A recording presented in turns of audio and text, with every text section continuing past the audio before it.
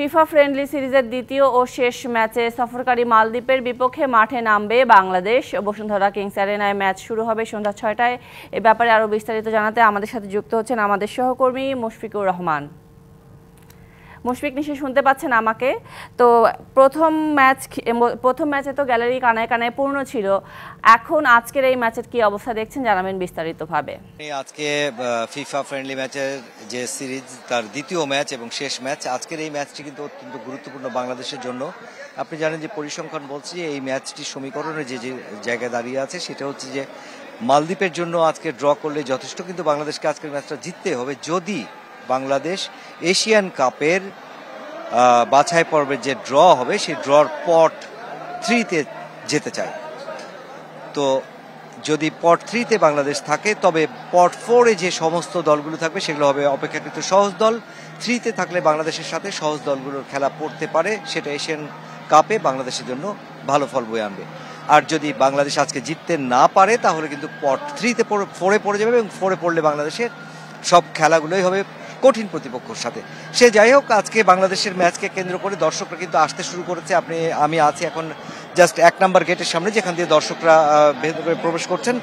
আপনি নিশ্চয়ই দেখতে পাচ্ছেন দর্শকদের ভিড় গত ম্যাচের থেকে আজকে কিন্তু দর্শকরা অনেক বেশি আগে ভাগেই আসা শুরু করেছেন। আপনাকে একটু জানিয়ে রাখতে চাই আজকের ম্যাচের একাদশটা। কোচ হ্যাভিয়ার ক্যাব্রেরা আজকের একাদশটা সাজিয়েছেন একেবারেই। মাঠের অলরাউন্ডার আমি, আর ঘরের all rounder Tylox. Tylox toilet cleaner, clean মানেই টাইলক্স। পুরাতন যে গত যে ম্যাচটি ছিল সেই ম্যাচের আদলেই শুধুমাত্র একটি জায়গায় পরিবর্তন এসেছে, সেটা হচ্ছে কাজিম কিরমানি। মিডফিল্ডার কাজিম কিরমানির জায়গায় এসেছেন মুজিবুর রহমান জনি। যদিও মুজিবুর রহমান জনি গত ম্যাচে কিন্তু সেকেন্ড হাফে নেমেছিলেন। আজকের ম্যাচটা মাঠ সাজিয়েছেন কোচ হ্যাভিয়ার ক্যাব্রেরা। গোলকিপারে রেখেছেন মিতুল মারমাকে, সেখানে আজকেও জিকোর জায়গা হয়নি। ডিফেন্সে রয়েছেন তপু বর্মন, শাকিল আহমেদ তপু, ইসা ফয়সাল, সাদুদ্দিন। মিডফিল্ডে সোহেল রানা, মোহাম্মদ হৃদয় এবং যেমনটি বলছিলাম যে মুজিবুর রহমান জনি কাজিমের জায়গায়। ফরওয়ার্ডে রয়েছেন শেখ মোরসালিন, রাকিব হোসেন এবং ফয়সাল আহমেদ ফাহিম। এই হচ্ছে হ্যাভিয়ার ক্যাব্রেরার আজকের ম্যাচের যে স্ট্র্যাটেজি, অর্থাৎ মাঠ সাজানোর বিষয়টা, সেটা আপনাকে জানালাম।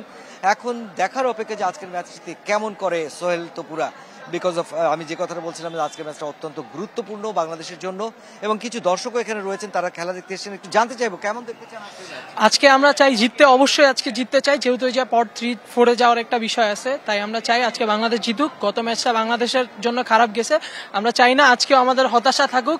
আমরা চাই আজকে, আমার প্রেডিকশন হচ্ছে 2-0-তে বাংলাদেশ জিতবে। একটা গোল রাকিব করবে আর একটা মোরসালিন করবে। আপনার প্রত্যাশা পূর্ণ হোক, আমরাও সেরকমই চাই যে বাংলাদেশ জিতুক। বাংলাদেশ আজকের ম্যাচটা জিতলে নিশ্চয়ই পট 3-তে চলে যাবে এবং সেটা বাংলাদেশের জন্য, বাংলাদেশের ফুটবলের জন্য অবশ্যই ভালো হবে। বাংলাদেশ আজকে জিতুক, এই প্রত্যাশা সবার। ধন্যবাদ মুশফিক আপনাকে যুক্ত হবার জন্য।